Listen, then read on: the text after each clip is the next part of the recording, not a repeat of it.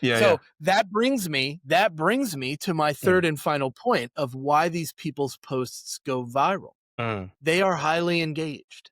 They add thoughtful commentary in places. They react to other people's posts. They create content and send it to people that it's relevant to. And that is why it gets the attention that it gets. It's not enough in 2025 and beyond to simply create content and hope that it hits a high note. We have to disseminate that content in very strategic ways. So we're all prospecting people, right? This is a great hack. This is like the sales hack for this particular show. Yeah.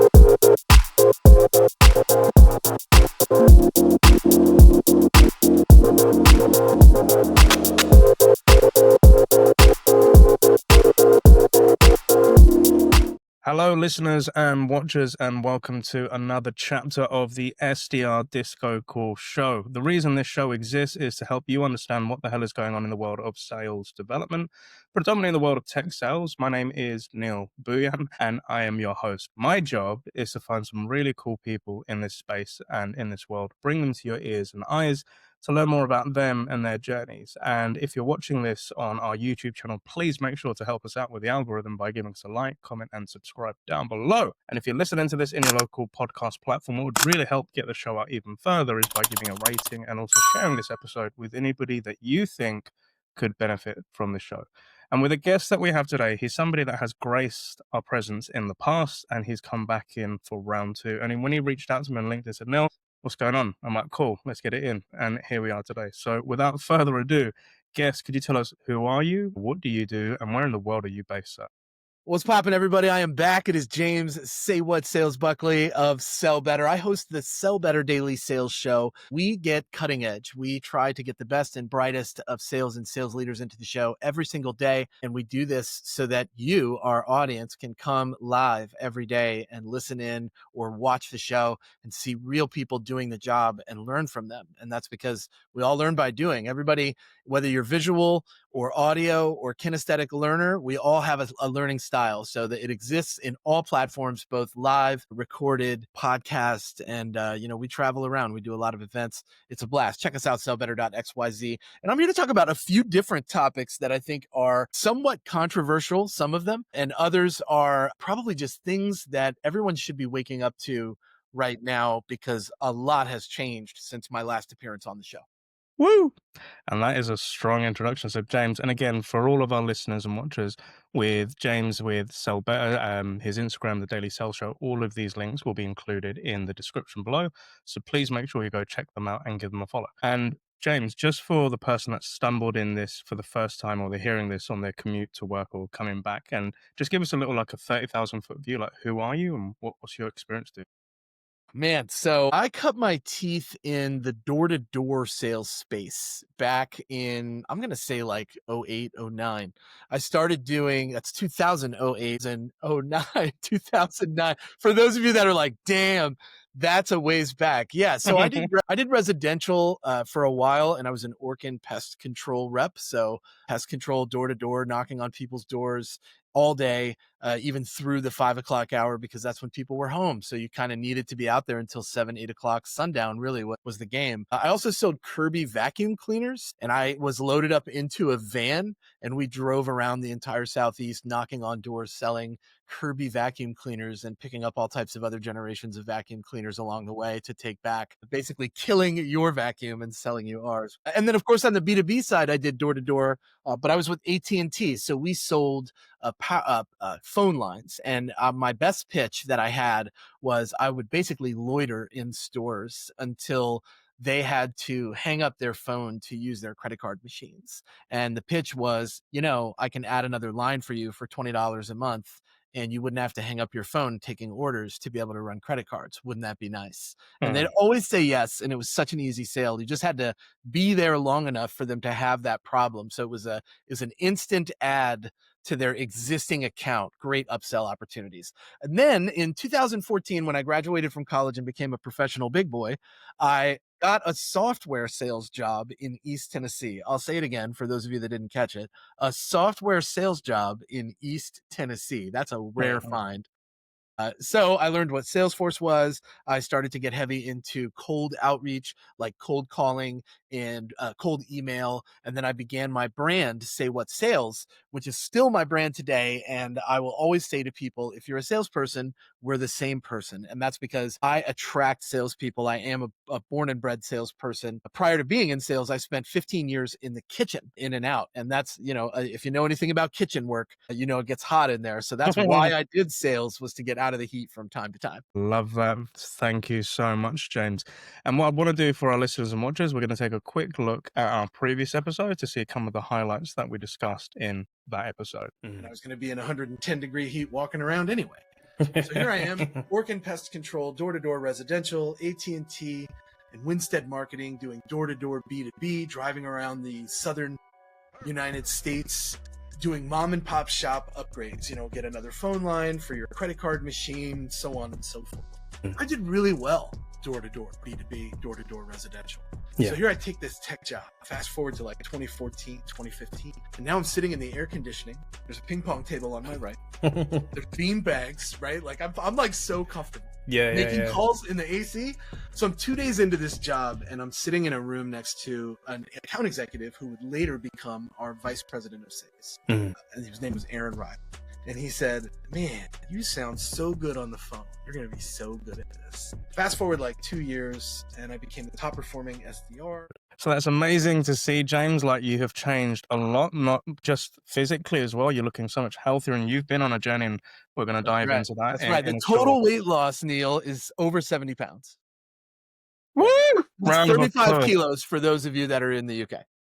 Thank you for that conversion as well, helping us out here in a minute. But in that episode, it was a super powerful episode, and again, I did talk about it in that episode, and I just want to kind of rehash it because you've just reminded me.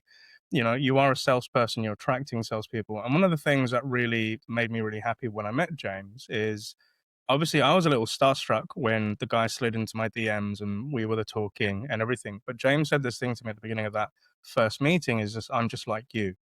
Right, he helped set the level, and from my point of view, that's very humbling, but it made me feel very comfortable. So I appreciate you for doing that, James, as well. And that episode, and again, I highly recommend to our watchers and listeners to go back and check that one after this one. But there were so many things that we spoke about, overcoming your personal challenges that you're going up when you were growing up as well, with your partner, with work, and all of that. We spoke about, how to build that personal brand, the importance of being a content creator, working in the world of sales. And there's so many, I learned so much from the episode. So again, James, a big hat off to you. And watching you take off these last couple of years, buddy, has been really something. I see your content in my feed every day without fail. I love that. Thank you. I want to get everywhere as much as I can, and not just in the world of sales, as James know. Your boy Neil raps a little bit, and again, I appreciate all of your support as well. Snipes, check him out. Snipes, check me out with my bars. I've got bars for days, bro. But also for our listeners and watchers, I always have to give a plug to our guests. So make sure that you go check out James on LinkedIn, and he did teach us something about LinkedIn connections and followers as well. So I'd like you to mention that in a second. But please check him out. He's got so much awesome content. And also don't forget to check them out on Sell Better on TikTok, on Instagram. They have got content for days. But James, for our listeners and watchers, I think what would be nice to start this off with, compared to where we were, last year speaking, and you've seen me grow, I've seen you hella grow. What's changed and what's new since we last spoke, dude? Yeah, so this is probably the part of the conversation that I think is most controversial. So I love that we're starting here to get it out of the way. I know a lot of influencers that are wildly successful, very frustrated with what is going viral on LinkedIn and why it's going viral. They're unable to repeat these things. And I'll give you a great example. There are a few people you've probably seen.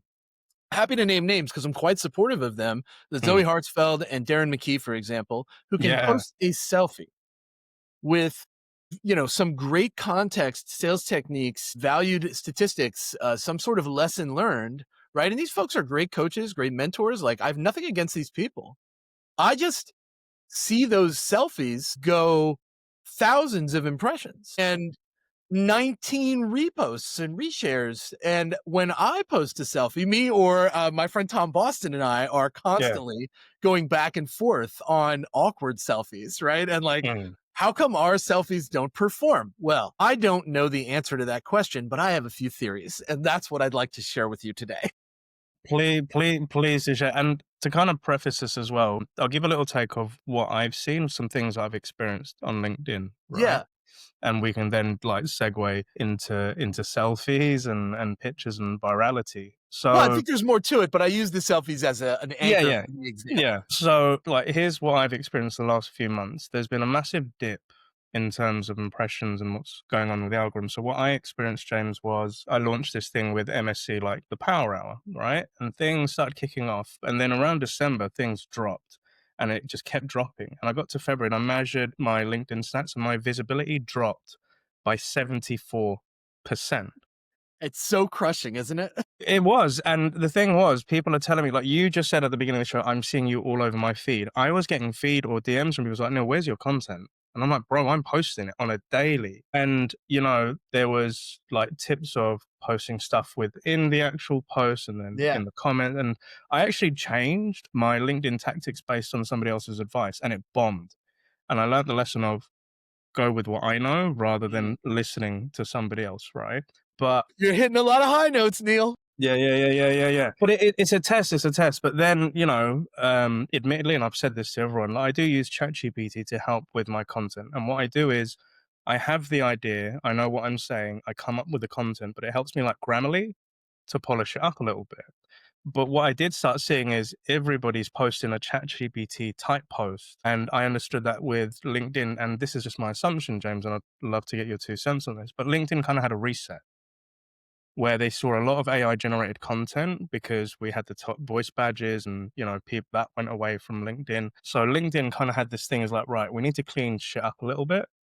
And I think it started messing with the algorithm and people were just pumping so much content that it just effed it for everyone. But then I say it's kind of like a stock market. Things are going to dip, but then eventually it's going to pop. So you got to keep posting because when My the pop favorite thing comes, that you just said is it's a lot like the stock market. And here's my 10 cents for what you've just described. First of all, I agree that a lot of exposure has gone down on creators specifically. mm, And I find it quite ironic. I think Sarah Uy posted very recently about how disappointed she is in the way that LinkedIn has supported the creators that have been that, and I'm using big air quotes here, the 1% of their user base that creates content, which that 1% has been the same number for what, 10 years at this point? It's never been higher than 1.5%.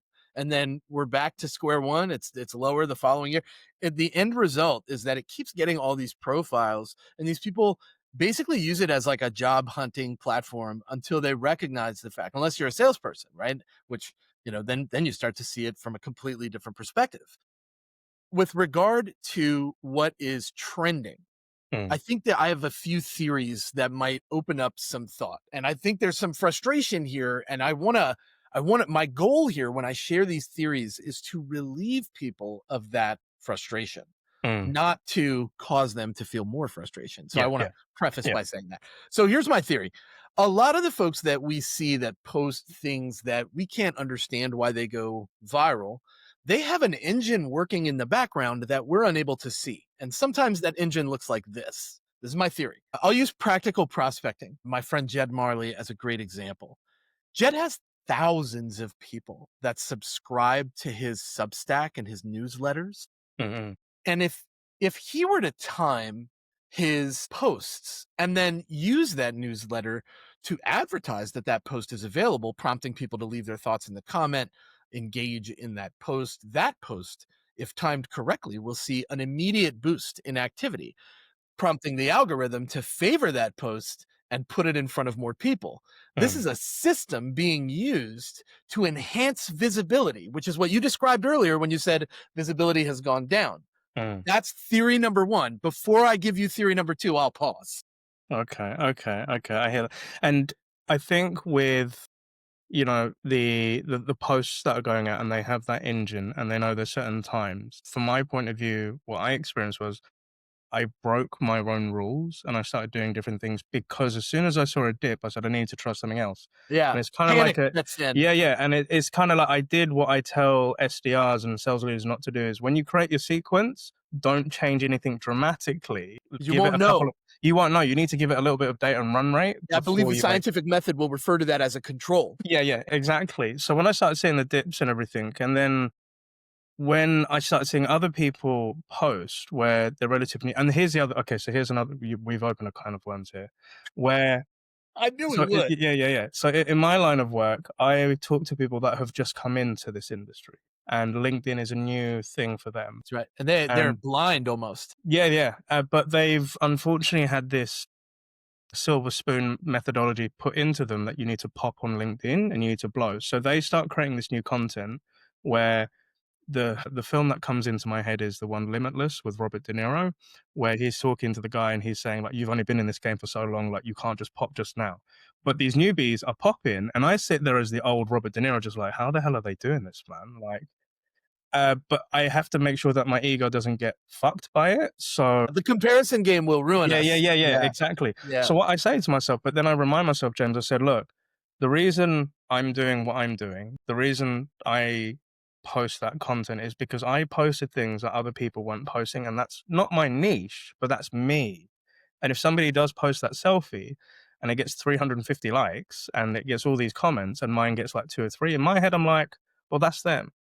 And this is what I do. But it's that stock market game of don't change because I see other things. But I have noticed I've had to mix my content up a little bit. And what I mean by that is show a different side to Neil.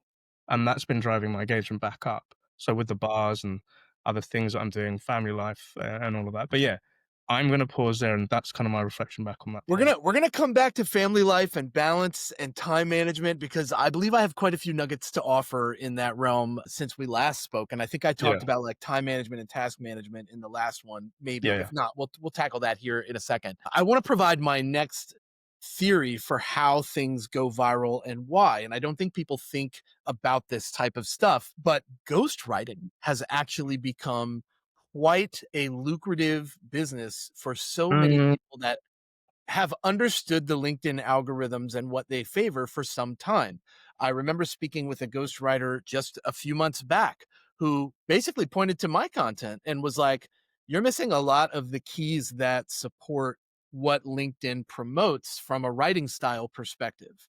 Now, I mm, have a writing degree. My ego is very typical to say, well, I don't need anyone's help writing. I write just fine, mm, right?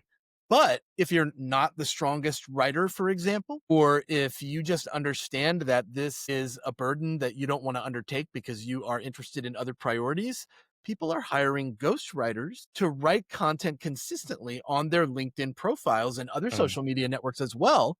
And mm, we get frustrated as people that don't hire ghostwriters and create our own content that gets 8 reactions, right? mm, And we're like, mm. what is going on? It's not you. It's someone else behind the scenes and you know nothing about it. Again, the goal relieve you of this frustration. And I can vouch on that. So again, without mentioning names, these are people No, that I yeah, you love. never want Yeah, to out the yeah, yeah, ghostwriters yeah, of yeah, the world. They're yeah, very yeah, yeah, effective people. I have yeah. nothing against No, no, ghostwriters. no. They Yeah, 100% agree. So, but this is how I had to wrap my head around it. So I met a few sales influencers and coaches that have really good followings, and they do some really cool fucking content, right? And one guy, I find he wanted to book in time with me to ask me how the hell did I do what I did with Happy Selling. So it was just a networking call, get to know each other, share like, decks, slides and all of that. And then I turned around to him and I was just like, can I ask a question? And he was like, yeah, go on. I was like, how the hell do you do what you do? And he just says, I outsource it. I was like, really? And I said, he said, I have like a list like every week of the topics that I want to talk about. I kind of give my 2 cents on all of those sort of topics. And then I have somebody out in East Asia that creates the actual visuals, the carousels, and helps clean the copy. And we've been working so long that I now trust that I don't have to go through that approval process with them. But they all ensure that I have 30 days worth of content where at least 2 or 3 posts are coming out a day. And I was like, dang. And when he told me the money that he was paying for it, it wasn't that much. And he said, and I asked him the question, like, kind of, cool, do you think I should do this? And he just said, well, here's the thing now. You like doing those things. You like writing those posts. That's what you find enjoyable. I don't. You I also like, have a different goal. yeah, You have a yeah, different goal than they have, and yeah, this is a good moment to talk about this for just a second. yeah, please. The goal really does matter when you are looking for whatever it is you're looking for out of your created content, posted content, published content on LinkedIn or any other social media channel for that fact. My goal is to create opportunities. Those opportunities vary from marketing to sales opportunities, collaboration opportunities, influencer opportunities, etc. Okay, fine, but that's my goal in all the things that I create and do. Some people have the goal of gaining more followers, getting more connections. Mm, Ghostwriters and these other solutions that I've mentioned here and that I will continue to mention are a hmm, great way to achieve that goal with yeah, very low lift and low spend. mm, Neither of these are bad. They are effective depending on what the goals you goal is. have Yeah, are. Some yeah, yeah. people are wildly turned on by the fact that they can gain 1.2 million followers on a platform. I Mm, could give two shits about how many people follow me. It's yeah, yeah, about the quality of the relationships that I can build with strangers for me. And I got to do that on my own. A ghostwriter can't do that for me.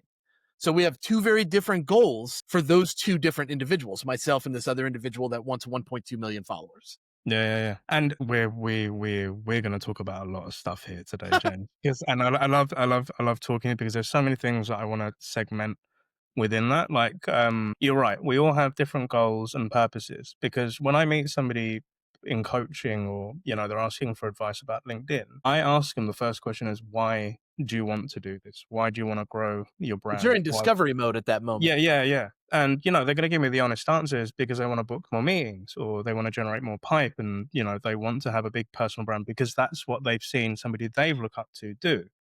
And I'm like, cool, but you need to kind of have some core values. Like for me, and I have to show example first for them to understand that. Mine was I didn't like any of the sales content when I was coming up in sales, and I found it very boring and droll. And I knew that sales could be fun. So I wanted to have content which people could relate to, but they could see my take on sales against the playbook, the books on people's shelves and everything like that. And to quote our mutual friend John Barrow's Sales from the Streets, I wanted to just have a different side to it because I was comfortable with that. And in my early sales career, I was too scared to put my voice out. I was sometimes worried about giving my opinion because it would go against the status quo. So my point of posting is to show other people you can be yourself, you can do your own style, and some people fuck with that, some people don't, but that's cool. So when I say to them, if you want to start talking to your prospects, stop thinking like a salesperson and think like your prospect, because a CFO may not speak sales speak, or a head of marketing may not be speaking like a salesperson. So try and connect with you. That's the kind of vibe that I'm giving to them. But sometimes they come in because they see their bestie in sales doing this and they want the revenue, they want the glitz and glamour. But then here's another point on the followers that you just said, like not giving a fuck about the 1.2. I agree. Because I've said to somebody once, I said, okay, if you want to get to 10K followers, 30K followers, 50K followers, I said, imagine this.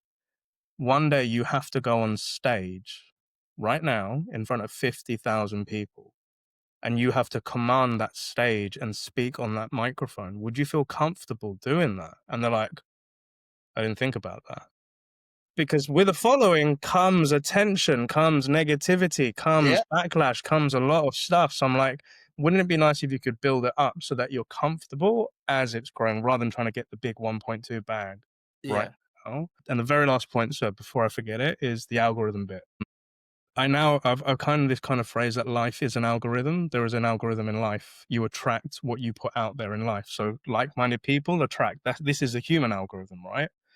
But on LinkedIn, like I'm going to say, this is what fucks me off is when people complain about the type of posting or, what they're seeing on their feed. And I sit there, I'm like, dude, it's what you are liking and viewing and clicking and reading and expanding. You are your own No, but problem that's why I see your content in my feed though, is because I engage with your with it. content on a Yeah. regular basis. Yeah. So Yeah. that brings me to my third Mm, and final point of why these people's posts go viral. mm, They are highly engaged. Mm, They add thoughtful commentary in places. They react to other people's posts. They create content and send it to people that it's relevant to, and that is why it mm, gets the attention that it gets. It's not enough in 2025 and beyond to simply create content and hope that it hits a high note. We have to disseminate that content in very strategic ways. So, mm, we're all prospecting people, right? mhm. This is a great hack. This is like the sales hack for this particular show. Yeah, We're yeah. all sales people in the room. If you're going to create content that is about a topic that your prospect gives a shit about, why not in one of your emails or DMs send that piece of content to them and ask them for their opinion Mm, publicly right mm, there? Engage. mm. This is gonna put that piece of content on the map for your target audience more often, and it's gonna give you a great contextual reason to reach out to somebody that you're prospecting with something that's completely relevant to them and ask for their thoughts. This, boom, kicks the Yeah, yeah. door down and opens for great conversation, which is where discovery can start happening. And Mm. that's the goal of everything that people do in the sales world before they have that first call. How can I set this up for a great discussion where I get to ask some relevant discovery questions that could help this person, not help me advance my pipeline, help Yeah, yeah, this yeah. person. And yeah, I love it. I love it. And again, we're gonna have fun here because, like, going to my training days, I would always talk about SDRs and salespeople use make love with content. Mm, Right? Marketing are your best friends, where they're creating all this great collateral of one pages, testimonials, ebooks, white papers, and all of this. And most of my SEOs are like, "Well, what am I going to do with this content? It doesn't book a meeting." And I'm like, so here's the point that I go on about value. So this is how I learned what value was. So old Neil thought value, James, was my platform, the features and the cool shit that it could do. I saw that as valuable. And my VP of sales said, no, that's not value. And I said, well, what is value? Like, we've got a great company, we've got funding, we've got great found. He said, that's still not value. And he said to me, value is helping somebody learn something for free without having to sign a sales order. That's valuable to them to teach them something in a new way. I like That that. is value, right? Yeah. And that's how it stuck with me. And I'm like, well, look, if the prospect isn't ready to book a meeting with you now, give them something that's going to help them flourish in that role or in that task. And they will remember you so that when it is time to pick up that meeting again, you can, right? Also think about the way that lead scoring works. Mm, There's almost always a certain trail that you can follow with prospects. And if that trail starts with you, and you send a resource they engage with and they opt in to hear from your marketing team because they wanted that resource and they had to opt in to be able to get it, right? It's a gated resource usually. Okay, fine. Now they're opted in. Are they beginning to open those marketing emails? Have they downloaded that white paper that was in that third nurture campaign touch? mm. These are all buying signals that salespeople need to be on the receiving end of so that they can use those contextually in their messaging. This is one of those keys to marketing and sales alignment, which we can also discuss. And we're definitely going to dive into campaigns, but even coming onto that point of the content piece, because I think a question I'm going to ask in a moment is where do you start if you don't know where to start, right? But I wanted to give some examples of stuff that's worked for me in the last couple of months. So a few months ago, I was in Paris giving a workshop to a sales team around cold calling and all this cool stuff, which was cool, but this is a cooler bit, right? So when the head of sales of that company reached out to me to have a discovery call, one of my first questions at the beginning of the call is, how did you come across me? And he said, I found one of your podcast episodes from 3 years ago where you were talking about running a team and helping out a French sales rep. And that got me the listening and then got me searching Neil Happy Selling on LinkedIn. And this is where it gets even funnier, right? So yeah, thank you very much for the flowers. Oh, that's another thing I want to talk about, flowers in a minute. Towards the end of the call, the guy was like saying, let's do the cold calling thing. And I said, what about, LinkedIn presence, building out your profile, optimizing it? He said, I don't really want them sharing content right now. And I said, but bro, and I didn't call him bro, but bro, if it wasn't for my podcast and me doing that, we would have never had this conversation, right? And he was like, you're right. And I said, okay, cool. I've had some people DM me that have now become coaching clients where they've come across my music posts on LinkedIn and then realized that they love that same genre. And it got them reading more of my contents, then coming onto my podcast, and I've had some people say, I've come across your stuff on TikTok. because something I learned from music is a clip I recently shared on LinkedIn where this music producer called Crackalack, and he says, you know, imagine you get that important call where somebody's going to ask you for your work or your content, and this is your 5 minutes of fame where you can show the whole world who you are. But Yeah. he says, imagine that you don't have anything. You don't have that back catalog of content or anything. That would be a shame. And that could be the time that, things don't pop for you.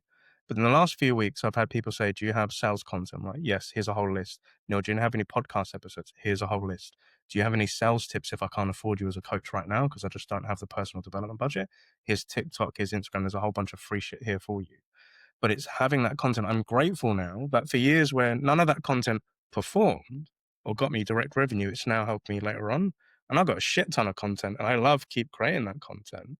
I've said this in a few different ways, but I think the best customers come from this path. The content is the road to the connection, and that Mm, connection is what leads to a conversation. And that conversation is sort of where a relationship is built. And some mm, people will call that step trust. mm, Once you have that, you should have no trouble uncovering an existing opportunity or straight up asking for one that they didn't expect in the first place. And the law of averages, of course, kicks in at that point and says the more opportunities we have, the more sales we make. So for me, that is like, and I've said this for years, that's like over 2,000 years of human instinct that we were created with mm. to sit around fires and eat meat and share stories with one another. Yeah, yeah. And like that, the content to the conversation, content to the connection to the conversation, to the relationship, to the opportunity, to the sale, that is the most common path that I believe customers follow more often than not. And if you look at the marriage, whether it's connected, disconnected, disjointed, broken, if you look at that relationship between marketing and sales, I think regardless, you will find that 99.9% of customers follow that pattern. They Mm, engaged with something that led them to something else that got them in front of a salesperson that created or uncovered an opportunity that solved a problem for them. And mm. that is the nature of what all of us millions of salespeople do for a living, whether we want to admit that or not, Yeah, yeah, yeah. regardless of what your LinkedIn headline says. Yeah, 100%. And on the content, like what you've just said, like the how it builds. I think you need to like create a visual for that, James, because I think that'd be Yeah, I do have powerful. a Yeah, yeah, visual for it. yeah, I'll yeah, send it yeah. to you, but Awesome. it's a beautiful marriage of something being searched for or engaged with because there is an existing need that this salesperson knew nothing about. Mm. And then at the same time, our existence becomes unveiled to them through whatever search they may have done on a whim on a Monday morning at 7:58 while they're Yeah, having their coffee before they start working, and yeah, they bookmarked that. yeah, It could yeah, be months, but yeah. they'll come back and they'll be like, Yeah, "I still yeah, have that problem. I found that thing. What's that thing? I saved it, I think. There it is. Hey, yeah, Neil, I yeah, found you yeah. on a website." Yeah, yeah, yeah, yeah. 100%, 100%. And the power of content, it's, I think I'm lucky in the sense of before I got into sales, I was creating music content. So I kind of knew, and that's how I got my bookings. That's to your point. Any kind of media Yeah, experience, man, yeah, and you fall in love with this connective tissue between you and the audience, and then finding prospects in the audience. And man, what a 100%. beautiful process, right? 100%, 100%. And to come to that point of somebody like yourself who creates a lot of like beautiful content, like I love it when you come up on my feed on TikTok, on LinkedIn as well. But then we have the new salesperson or the person that's been in sales for a while and they've realized they need to kind of pull their finger out, James, and start creating content. From my point of view, sometimes I'm like, please don't just repost what your company posts on the LinkedIn page, but they need to start somewhere. I think you can repost anything you want for what it's worth, but you need to add your thoughts. Like, It can't be a blank random repost. That's not going to go anywhere. no, because it's just like a copy and paste, and it Yeah, doesn't do. it's And a for the algorithm, generic reshare. yeah, it doesn't do nothing. Imagine salesperson comes to you and said, "Right, I want to create content because I need to start somewhere, and I want to start posting today." But they're a bit unsure on two things. One, their confidence of what will people say, and number two, like you said, if you want to reach out to prospects, what two bits of advice would you give of overcoming the fear of posting and what they should start posting with? Yeah. Okay, so for the confidence piece, I'll tell you what helped me. Now, I've always been a relatively confident person, so let's start there.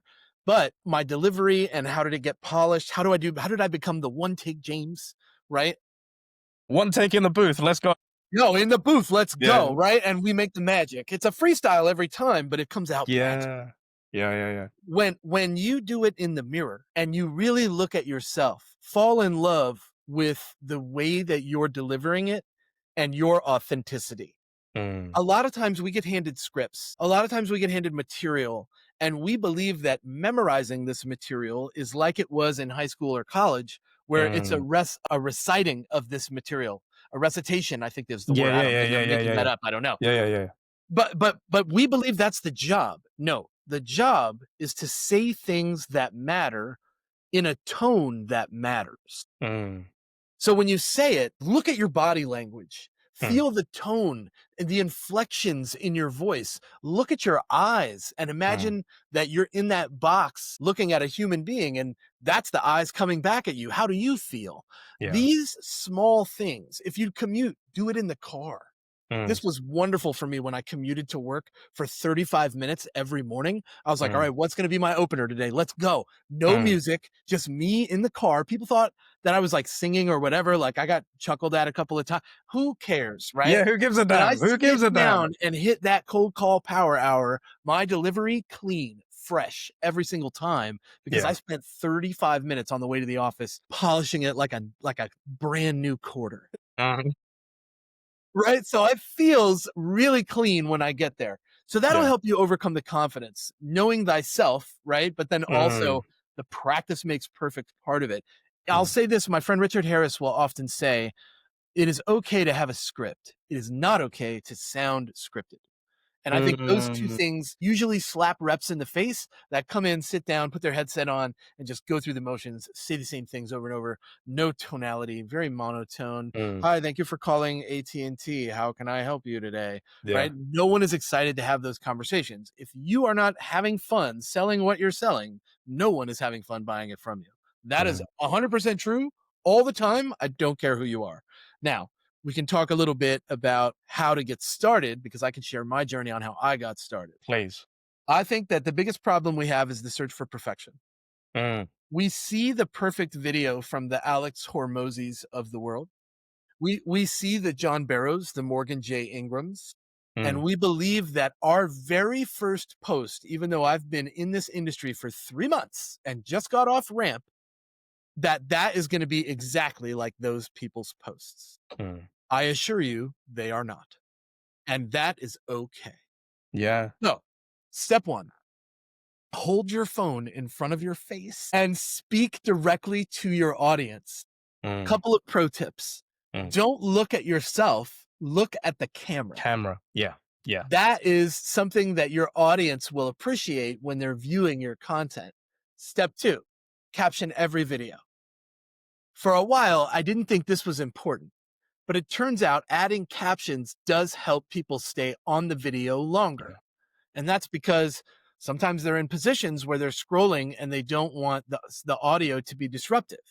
So Mhm. the captions help them stay on the video longer and consume more of your video, which aids in the algorithm, helping its exposure. Y'all, this is important. Add captions to every video. And then my final pro tip when you're doing this is don't worry about the stutter.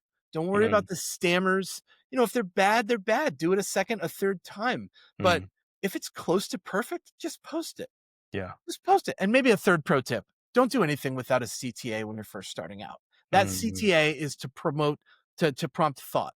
So good CTAs to start with. What are your thoughts on this? Or how do you deal with this? Drop it in the comments. mm, Or do you have a resource that helps you get through this problem? Drop that resource in the comments for everybody, mm. right? Like these types of calls to action promote engagement. Sometimes you get like competitors in there that start like throwing sand at each other and it goes viral because of the comments. I've seen some comments that have more impressions than the original posts. And that's good. That's good for exposure too. So like we have to stop thinking that everything that we touch is going to be gold because this influencer that I've followed for 5 years is gold. That is an unrealistic expectation. And there are probably a lot of other pieces to that puzzle for that influencer that you don't see behind the Yeah. curtain. There's a Wizard of Oz back there pulling all Yeah, the strings. yeah, yeah. You're right, you're right. We're gonna geek the hell out here right now, my bro, I tell you that, and I love this is these are golden tips. And I can add on to those pieces as well, right? So, like you said, just pull out your phone because again, I on my what do you call it, my TikTok, I get on this day. So videos that I posted a year ago. When I look at them, like Neil, what the hell were you doing, bro? But I'm proud of how cleaner and better it looks and how quicker I can get it done now. And I Mhm. know all the angles and transitions. But a tip given to me by a guy from Texas who's on TikTok, and he's a sales guy, but his TikTok channel is all about aftershaves. And the guy gets like the millions in the views. And I went to him, I was like, David, how the hell do you get those millies? And he said, here's the problem now. On TikTok, whenever I see a salesperson, they're treating it like a LinkedIn webinar and they're talking as if they're on a webinar and everything. And he said, the idea is to your point, James, you talk to the camera as if you're talking to one individual because when that person's on the other end of the phone, it feels like you're talking to them. And he said, that's how you connect. You're not talking to a massive audience, right? The second point of captions, and this is something I've learned recently on Instagram, is our social media platforms' AIs are now listening to the videos and they're looking at the visuals so they know what's in the video. So whereas before, it's what you put in the caption, the AI didn't give a damn about what was the content of the video. Now the AI can now suggest music to the type. So if I talk about a controversial topic, it will give them this run fast drumming music. I'm like, how the hell do you know this is that? That's really smart. Yeah, yeah, yeah. So it's important. That's why adding the captions allows the AI and the algorithm to know what is the specific content of the video. So adding captions definitely helps on that side. Wow. And the other point of it, being polished, yeah, with the big dogs that I do look up to, like, all right, one guy who's my favorite, and he's my favorite sales comedian on LinkedIn, is Corporate Bro, Ross Pimenez, right? But I followed Ross when he was Hot Pants on Instagram before he blew up into Corporate Bro and all of that. And I still watch his old videos today. And a lot of people may not know about his old videos, but I've seen him go through that creative process of, making it big as Hot Pants, then Corporate Bro, then going with Corporate Natalie, then LinkedIn, then getting a TV series, then going on for a whole show. And I was like, I've loved watching that process. So it doesn't have to be polished. And as you said, there is a Wizard of Oz curtain going on. And as we now know, a lot of people outsource this shit, right? They just do recording. Well, we could talk about that too. I mean, I think Yeah. there is place, and again, these people are just absolute gems in the space, but a lot of the influencers that are gaining these followers are using paid agents. Agents Mm, like Jerry Maguire that are mm, out there setting these meetings. I can actually point you to one that is probably one of the most successful ones out there. I think he manages like 30 clients. He posted about it recently. His name is Anish Lal. okay. Anish is like the Jerry Maguire of LinkedIn. This guy can take an incredible creator and make them famous. And there's nothing wrong with doing this. Mhm, Everybody that wants that service should take advantage of it. It's mhm, very smart. But mm. remember what your goal is. Remember Yeah, what your role is. Roles and yeah. goals, those matter, Yeah, yeah, right? yeah, yeah. If your role is a marketer and you're a growth marketer and your job is to build lists and, you know, create awareness and reach, someone like a niche is wonderful for you because I'm gonna have to look up the guy. he can make you the center of attention for a hot minute for a good long while, and he Mm, can be consistent with it, mm, right? And I've seen him work wonders with some influencers. It's remarkable to see that growth. mm, The goal matters. mm. If you can pay a niche and tie dollars back to it, do it all day. Yeah. But if you're going to pay a niche and your goal is to get followers and you have no revenue coming in from those followers, why are you doing it in the first place? Yeah, and that's the thing because I think sometimes people will see the follower count as and, everybody measures success in different That's true. ways, We all right? measure Yeah, things yeah, very differently. differently. But, if somebody says to me, "No, I wanna hit 10K followers," I'm like, "Why?" They automatically think by having that amount of followers, it will bring revenue. I'm just shy of 10K. I'm not a fucking millionaire, bro. I ain't got like money coming out my ass, right? It like followers does not equate to Was the goal revenue. ever for you to become a millionaire though? No. Then you're right on track, bro. Yeah, yeah, 100%. Like my goal, and it still stands today, is to do how I want to do what I want to do when I want to Yeah. do it, and have as much time for me and my kid whenever I want it, and I have Yeah. that. Yeah.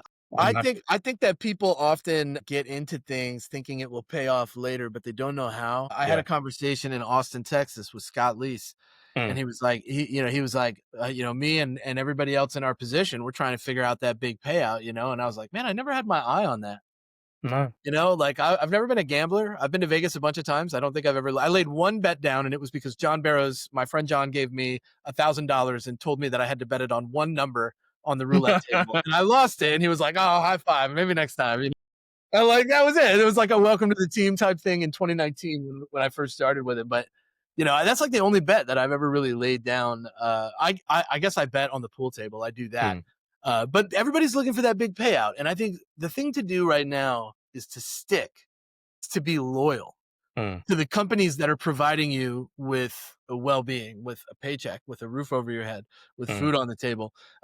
This is an economy of cutthroat employers, Yeah.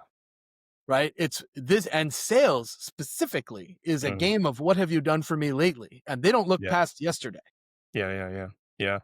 Right. I saw a great post from Scott that was you're willing to spend, what was it? You're willing to spend 6 hours letting me go, right? But you're not willing to spend 6 minutes to tell me why it's happening in the first place. Like or before it gets out. It was an incredible post, right? And I think this is part of the culture issue, you know, and again, I'll go back to the assets that we provide. When companies don't provide assets to their sellers that help them to level up consistently, they're in the dark. They're out there just flailing their arms, trying different things, no process. And I think that this is the standard for that. And LinkedIn is like the wild west of try it and see, right? Mess around and find out, or fuck around and Yeah. I find found out. out. Yeah, yeah, yeah, yeah. Yeah. Like that, it's like it's that way. And I think LinkedIn is doing a really wonderful thing right now. They are trying to cater to the new generation that is coming into their platform so that they can Mm. future proof that platform. I Yeah, yeah. could not be more supportive of that. Yeah, yeah. It's just that sometimes you feel like you're in the ocean and the LinkedIn ship sailed away without you. Yeah, and this is kind of why I go back to, and I love that, James. And the reason I went back to the analogy of it's kind of like the stock market. There's dips as things change and transition, right? And Yeah. I'm very grateful for somebody. I'm somebody that's survived two recessions and a pandemic. I'm still here, bro. I'm still doing my thing. But I also see it as like, and this is where we're going to come into campaigns, marketing, and that relationship. I sometimes sit there because I've got a lot of friends in marketing. I've worked with some great marketeers. I've got some cool CMO bros and gals. And I sometimes sit there thinking, like, do they get scared that salespeople are now creating their own content? And if it's not on brand and if it doesn't follow guidelines to their company, because I'll give you like a real excerpt for this podcast. I wasn't able to have a really cool guest on my show because their marketing team felt that it would infringe upon their brand and their company. And I respected it. They even had to go through legal to check this stuff out. And the person came back and said, Neil, I really do want to come on the show, but my company's just not kosher with it. And I said, I respect it. I don't want to put you in hot water. But what do you think? How do you, in your opinion, how do you feel marketing perceive the way sales content is coming up, bro? Yeah. So first of all, I think that the company reserves the right to give you the green light, red light for appearing on podcasts in many cases. And I think depending on the company, it and what their goals are, like what their policies are, that does kind of matter. I'm big on compliance because you never want to do something that's going to cause you to be in trouble, right? To give you problems you didn't have before you were a guest on that podcast or whatever. Mm, There's also a level of like, don't you want support from your marketing team if you're going to appear on a podcast? Like, mm, that's the dollars behind the reach that you need anyway. mm, So, like, salespeople and marketing people have to be able to have these conversations together on a regular basis. They have to work together to place you on the right podcasts, to make sure that you're getting in front of the right people, to be presenting the right material that leads them down that funnel that we discussed earlier: content, mm. connection, conversation, opportunity, and Yeah, so on, right? yeah. All of these things matter, and salespeople have to be a part of marketing campaigns if marketing expects revenue to be generated from those campaigns, Mm, unless it's not necessary. But typically, when you're doing a marketing campaign, the hope is that you'll come away with some sort of list and contextual need, some contextual basis of conversation. This mm, is where salespeople come in. If they are in the dark about that campaign until they receive that list and they don't know what campaign it's tied to and have no context for it, chances are good their ability to get a return on investment for your spend is going to mm, be small. mm, So my advice is I'll use a great campaign that we did recently, and it's live right now. It actually just went live like an hour ago. mhm, We did a fun with AI turning salespeople into superheroes with Win. Mm. And they have done some amazing stuff with images, and Are it's they a the yellow fun. company that do they gift like did they do like a gifting campaign where you open the box? Is that the same Win.ai? They did do one of those, Yeah, yeah, absolutely. yeah, I was a yeah, yeah. part of that campaign as well. And that's why I remember it. I I was remember it when also it's with a singing pirate at one point, with Win.ai. Very creative, Mm, incredible ways to engage people, right? mm, Their goal is to get in front of salespeople. Their goal is also to get their salespeople in front of salespeople. mm, And these types of campaigns create lists with contexts. And let's be frank, salespeople struggle the most with good context when it mm, comes to what questions to ask, when it comes to mm, good discovery, when it comes to all the different ways that we're supposed to engage with our prospects. We need that context. It's the most important piece of our messaging. So, marketing people, my message is go talk to sales, inform them about campaigns. When you give them a list, give them why that list is hitting them and what the context is. Maybe even help them with a little messaging that you think might be effective so they can make it their own. Salespeople, have meetings with your marketing people and ask them about upcoming campaigns. yeah, Ask them how it's going to generate, how it's going to help you generate revenue. These conversations are going to align marketing and sales, and that has been historically the hardest thing to dial in for every company globally since the dawn of business. I don't care what mm, business you are, you struggle with marketing and sales alignment. Potentially companies like Microsoft and Salesforce, well-known organizations like Xerox, right? These companies have done it well for a while. If you have like 40,000 employees, you might be pretty good at it. But I mm, bet you're using some old techniques and there's probably some modernization to be done. So mm. that's a big piece of the puzzle for a lot of companies out there right now, is working campaigns together, not siloed. 100%. And sales and marketing, the reality is they're working towards the same goal, which is to generate revenue, and they're going through different paths. Like sales are having those conversations, marketing are help bringing those conversations into fruition. And a shocking thing that I used to see a lot of the time when jumping into projects or being an SDR manager was a lot of the reps just never spoke to marketing. They saw them Mm. as a different department Never or even visited their website. yeah, yeah, yeah, yeah. And like, here's the maddest thing, bro. Like, I do a cold calling exercise. Like, imagine you're a brand new rep, and I'm coaching you, and you want to talk about cold calling. We do this exercise where I set scenario by saying, James, all right, I'm going to be the SDR of your company, and you're going to be the prospect. Tell me the job title, tell me the industry, and tell me like what kind of vertical that we're in. And they give me all this stuff ahead of that cold call. I've gone onto your website. I've gone into your case studies and I find a customer. And then what I do is I go in with the intro, I lead with some problems, but I always caveat the beginning of the role play by saying, James, I'm not an expert in the industry. I don't sell what you sell, right? Just remember that. Yeah, I don't sell your product or Like, yeah, service, yeah, so yeah, yeah, yeah. Just remember, I'm doing this as a coach, like just off the cuff. But I basically share an expert from their case study back to them as if they're the prospect. When I end the role play, I'm like, what do you think? They're like, how the hell did you know that stuff? Like you were talking as if you've been working here for years. And I was like, I was just on your web. And I then share my screen. They're like, oh, I didn't know we had that. oh And my I was gosh, we have a website that like, people yeah, can learn about us from? That's yeah. amazing. Yeah. And their mind just goes mind blown, boom. But I'm like, marketing have always been my best friend. So like within my first couple of weeks of joining a new company, I'd always have a meeting with the head of marketing or CMO and saying, what's your background? What's your vision for this company? What's the message that you're putting out there? And I would ask for them at least once a month to sit down with my SDR team to educate them and tell them what pieces of content are coming, such as case study, white paper. But also I would ask is what's the follow-up content to that original piece? Because if there was a case study on how to do sales enablement, then where's the ebook that helps you with the 5-point checklist? What is going to be the That's it. follow up that we can send? That's it. But as a manager, what my VP of marketing, a guy called Yorn, used to do is we used to test our SDRs. So, James, this case study has just come out. You don't have to tell us the whole case study, but who's the main person? What was the main challenge? And what was the KPI result?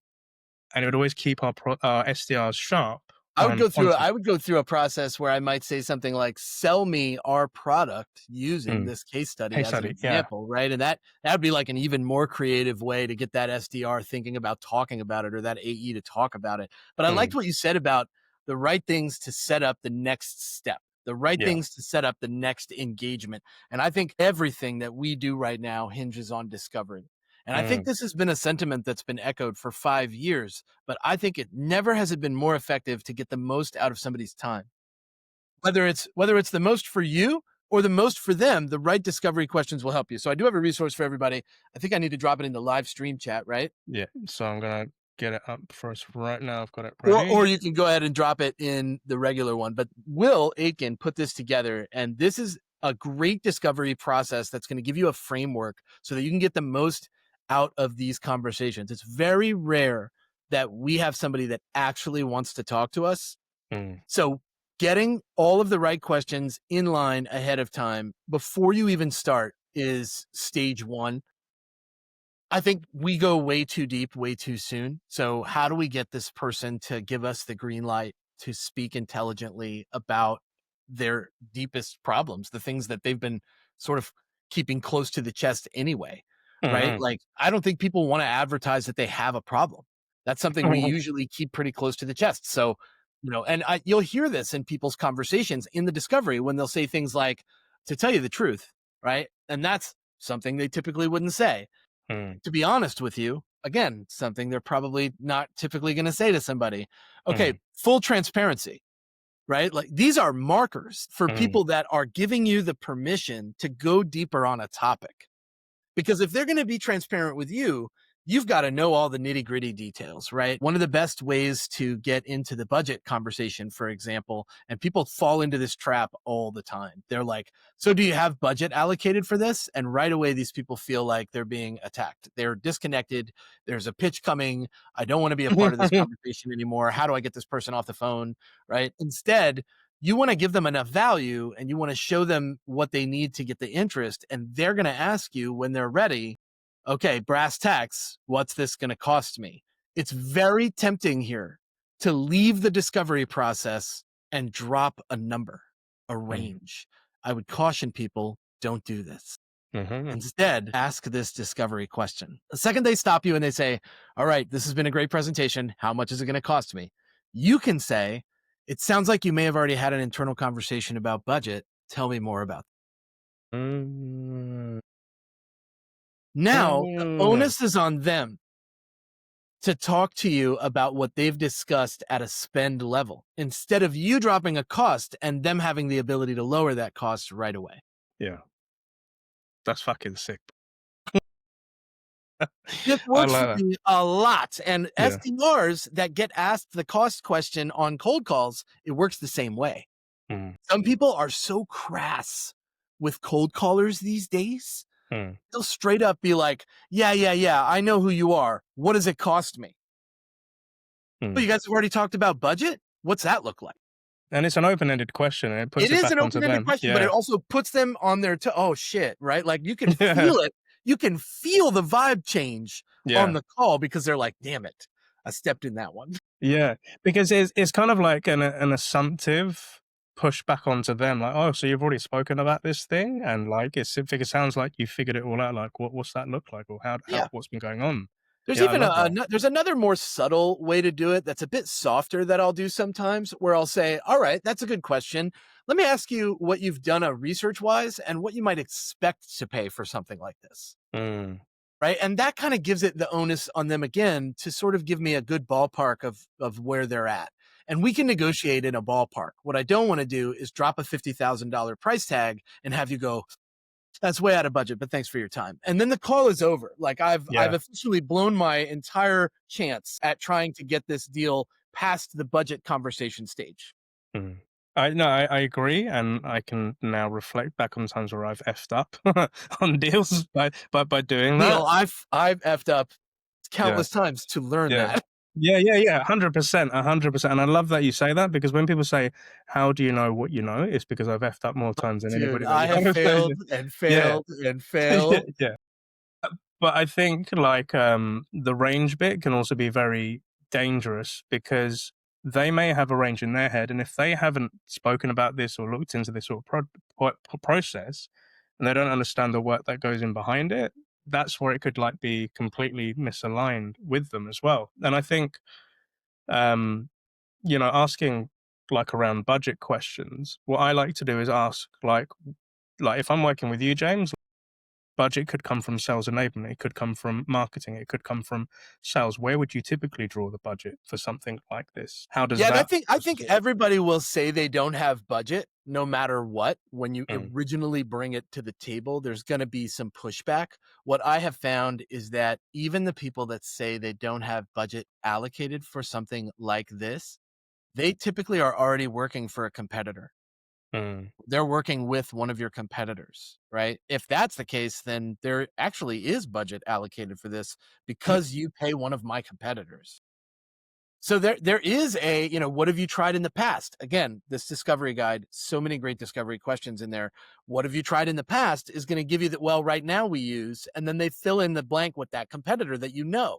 Mm, mm, So you say, are you in a contract? Right? Again, we're on that discovery path. It's very tempting to start when they say I use X competitor, it's tempting to leave discovery once again. mm. Sam McKenna talks about leaving discovery. Jen Allen Newth talks about leaving discovery.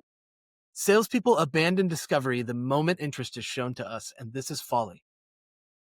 Yeah, because you get happy ears. Like if Let you me hear tell you, those, I'm the yeah, worst victim, Neil. I am the yeah, worst victim of happy yeah, ears. You feel yeah, my energy. It's so hard for me to keep that under wraps. Stoicism is yeah, not a strength of mine unless I'm providing feedback upward to management. For some yeah, reason, I can slide into a stoic approach when mm, I'm managing up. mm, But if I am like peer to peer or selling, stoicism is not my game. I sell on yeah. pure energy.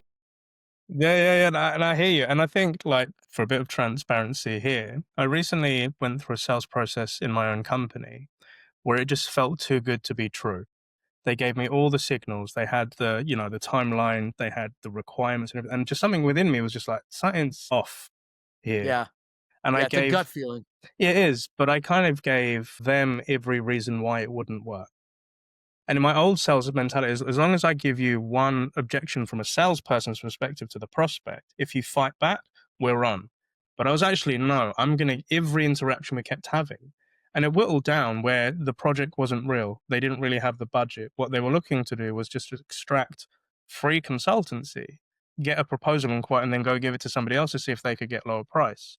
But because I've Mm, effed up so many times in my past, I've now come to that point of not getting the happiest. Because initially I was like, dang, I got a deal in my pipe. I got something, yeah, I'm going to bring in some revenue. I was like, nah, man, that ain't not yeah. right with this. So, I, I discovery. I had a happy ears pretty bad when I started with John Barrows, and everybody that I talked to ended up being an opportunity in my pipeline until I got the firm finger wave in front of me, like, no, no, no, don't do this. And I had the really inflated pipeline with the very small forecast. Right, we all go through Mm, this when mm, we're mm, when we're learning and when we're advancing in our careers. What I figured out was that there is a difference between what's in your pipeline and what's on your forecast. mm, And in the one on ones that we would have, I would often end up being called out for a big fat pipeline, but a very small forecast. And that got me thinking about the time I was wasting creating opportunities and managing at an opportunity level where there was no opportunity. And it was just in my head that this person was qualified, but not necessarily interested. So I really had to adjust myself and my approach so that I could satisfy this balance between what's in my pipe and what's in my forecast. And eventually it kind of leveled out, but it did take me some time to adjust those two things. So if anybody out there is looking at your pipeline and going into one-on-ones and being asked about a bunch of deals that you've had going since 2022, I would definitely suggest that you take a step back and recognize the difference between what's in your pipe and what's on your forecast, and have the one-on-ones about what's on your forecast and leave the pipeline for prospecting. I love that. I love that. And we've we've had those overinflated pipelines, and we've had those happy ears, and like, yeah, this is definitely going to close. But you have to be cutthroat and very realistic with those pipeline reviews with your head of sales or VP of sales. And my VP of sales always basically said, Neil, I see these deals in the pipe, but you need to sell it to me as to why this deal is going to close. Because if we're going to get Yeah. resources such as CS, you have to not only sell this to the prospect, but you have to sell it to me. And if I smell any BS, we need to qualify it out. I'm going to give you the reason why we're qualifying it out, and you have to handle that objection. But I think also with discovery, I'm a huge fan of discovery. This is why it's called the SDR DiscoCall It's Discovery Call podcast, Yeah, it's right? not a reference to the 70s, y'all. Yeah, exactly. And the Never reason, again. yeah. So, like a little bit of like unknown facts about this show. The reason I started this show was because SDRs were listening to it, and I'm interviewing people and guests because I'm teaching them my discovery process. Who you are at the beginning, what's your journey, how did you get there, and like what's the next steps. That's how I've positioned this, and this is how I've done Love this. it. But I thank you. But what I also say to a lot of salespeople is, at the beginning of a sales cycle, you may have more than one discovery call. You may have a couple with the different stakeholders before you even move into demo. But when you go into demo, you're also doing discovery by asking them about their use cases and how would they see this working for them, what are their concerns, et cetera, et cetera. But then when you hand it over to customer success or account management, they do discovery. They do a kickoff call to understand what requirements you've just had from the AE and what are you looking to do in the next 12 months. And then when it comes to QBR, they're still asking discovery, where you're looking to get to. Have you hit your milestones? What would success look like to you? And when you get to renewal, that's a discovery call. So the phrase that I like to use is discovery never stops in sales. It doesn't just stop at the first interaction. So I love this resource that you've given out with Will as well. So I'll be definitely, for our listeners, putting the link in. Sign up. I've just literally signed up on the show as well. So I'm looking forward to seeing this as well. Yeah, I had to name it Disco because it's a great show title. Thank you, dude. We've spoken about a lot of good topics. I think there's one thing that I want to ask of you, which is kind of like my vent to the sales world, but we can save that for a moment. But are there any other topics that you think the world of sales need to hear on today's show from James? I'd probably have 10 or 20, but I think we could save it for the next time I come to the show. I like that. That's all right. We're orchestrating next steps. I like that. Okay. So how do I position and start this off? Because I don't want to see it as a rant and I don't want to make you feel uncomfortable. And the way that I will start this off is what you're really good at is giving people their flowers, right? You're really good at, in terms of LinkedIn, of like shouting out people that have either helped you in the past or people that are on your journey. And I love that stuff, right? Thank you.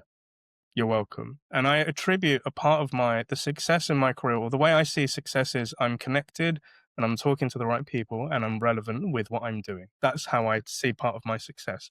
But that is because every person I've come across, I always give them a thanks. I always give them a shout out. And it could be like 5 or 6 years later. Like I did a podcast this week where within a clip, I was talking about some advice my friend gave me 2 years ago. And within the clip, it wasn't about me or the guest. It was me referencing and shouting at my friend Charlotte. And I sent that to her yesterday. And we haven't spoken in a little while, but she said, bro, thank you for that. That really made me happy. I'm always happy about giving people their flowers. And I think it goes a long way. Now, this is where the vent comes in. What I am seeing is nowadays, because in the world of LinkedIn and media, people are moving at such a fast rate. I don't see as many flowers given. And I don't know if I'm an old school guy, but with a new gen, sometimes you don't see the flowers given. They get to the success. They've had people help them with their stuff, but they don't give them people flowers. Am I going crazy? I can appreciate this. There's a couple of things at play here. So first of all, I'll explain why I give so many flowers to people, and then I'll talk about why I think you're seeing what I believe to be part of the generational gap, a symptom of the generational gap that's happening on LinkedIn specifically right now. So first of all, I have for the last, 15 years, rode this fence, and on that fence, there are two sides. On the left side of that fence, and downward, there are all these people that want to be where I am. So I am always reaching down to help them up onto my fence. Yeah. On the other side of that fence, upward, there are all these people that are where I want to be. And I'm always reaching up so they can help me onto their fence. So I've always got a hand up and down. And that means I'm always climbing onto a new fence and always taking people with me. Yeah. And that for me is worth more. That mentality, that lifestyle professionally for me is worth more than any paycheck I'll ever be cut. I don't care about, I haven't cared about how much money I make every year for a very long time. What I care about is the amount of people that I impact on a daily basis. And that's what gets me up in the morning every day. Amen. So because my focus is there, the money comes as a result of me being focused on my fence. I help people up. I help people help me up, right? Like that's happening at the same damn time. So with that said, the generational gap that's taking place on LinkedIn is one that you've experienced in the past. You were just on the other end of the spectrum. When I was a young seller learning from people I was learning so much and growing so fast. I didn't even have an appreciation for the people that were helping me get there. Mm, And I'll name names right now. Zach Metters was the first BDR manager that I had when I was an SDR at my first software company. mm, If it wasn't for him giving me the chance, I wouldn't be where I am today. But also, he had a very specific leadership style. For example, one example of that style is that Zach would give you answers for about a month. And then he would answer your questions with, let me Google that for you. And it did not before yeah. you became self sufficient because you knew that that was going to be the answer that he gave you. Mm, Now, sometimes it was a good question. And if it was, he would always be like, that's a good question. And he would answer the question. But if it was a question you could answer on your own with a little bit of time spent, he would make you spend that time and you that's what, become self sufficient. So, yeah, shout yeah. out to Zach. There was another leader, Aaron Riley. Mm, Aaron Riley was the most positive sales leader I'd ever had in all of what brief sales experience I'd had in the past. mm, Right. And like that guy held you up and coached you no matter how bad things got. If you missed your number, he was like, let's go back and look at your emails together. If mm. you sounded good on the phone, you would get a Google chat because that was the thing back then. Yeah, yeah, You would get a Google chat from him that would say, man, you sound amazing today on the phone. You're going to be yeah. great when you get Mm, going.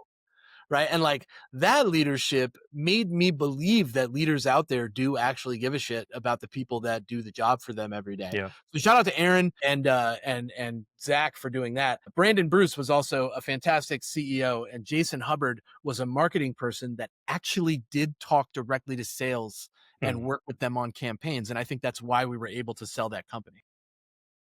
I love that. I love that.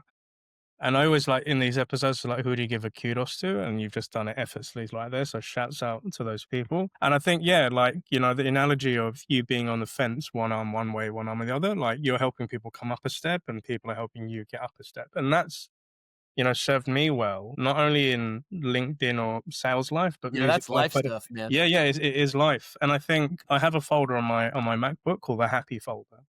So when somebody does give me a shout out or saying, "Hey, I got the promotion," or, "I've made it to President's Club," or "I've moved into that next company or new job," or "I smashed the interview," I keep that shit because it makes me happy. Because when we're on this path of helping people, sometimes, and here's the weirdest one, right? So let me finish my point and then come on to the weird one. Mine's going off like fireworks.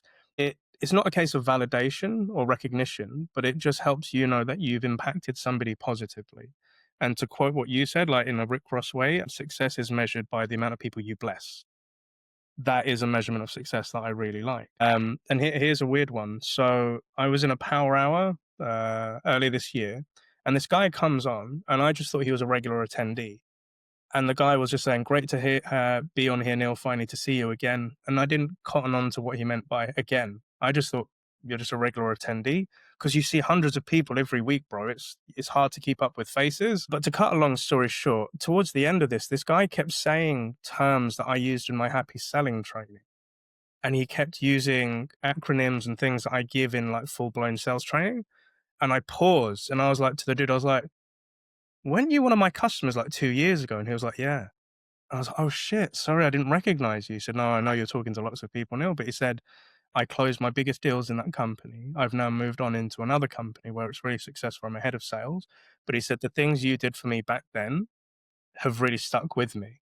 And for a coach or a teacher or just as a person to hear how somebody remembers who the hell you are, that for me is like a little flower moment. So I think giving people's flowers, it benefits, and it can propel somebody to want to give more. Like my I'll goal in life is to help 1 billion people. That's what I'm gonna do. That's what I'm aiming I for. That's my love that that's still your goal after all yeah. these years. Yeah, 100%. I will say it this way, and this is how I've said it for years. Not a single closed won opportunity is going to show up to your funeral. I love that. But the people that you helped that wouldn't be where they are without you might. Yeah, 100%. I love that. You're close. Say that one more time for me, Jay. Say that one more time. No closed won opportunities are going to show up at your funeral. But the people that you helped get where they are and wouldn't be there without you might actually be there. Mic drop moment. I love that. Mr. Buckley. Well, listeners, Watchers and subscribers, this has been an electrifying episode, and I hope you've enjoyed it as much as I have. As with James and all of his resources, his LinkedIn, his website, his new free discovery resource as well will be within the show notes and within the comments. Please check them out. Please give this guy a follow. And to give you flowers, James, like you've been a pivotal person within my sales career, not in only just on sales, but in music. You've been like my hype man as well on the social, so I appreciate you, bro. And I wouldn't be doing this episode and having this without your helpers and support. So again, massive credit and love to you. You do it well, my friend. You were made for it. Thank you very much. But for all our listeners and watchers, if you've got any thoughts or, ideas off the back of this conversation, drop them in the comments. Reach out to James, pick his brain, let him know. But if you're listening to this in your local podcast platform, please make sure that you give us a rating. Share this inspirational episode with anybody that you think could benefit with it. I think everybody in your family and crew would benefit from it. But also, if you're on YouTube and to help us out with the algorithm, please make sure that you like, comment, and subscribe down below on HappySelling.io. But James, Saywhatsales Buckley. It's been a pleasure, my bro, an absolute privilege, and most importantly, happy selling. Yes, sir.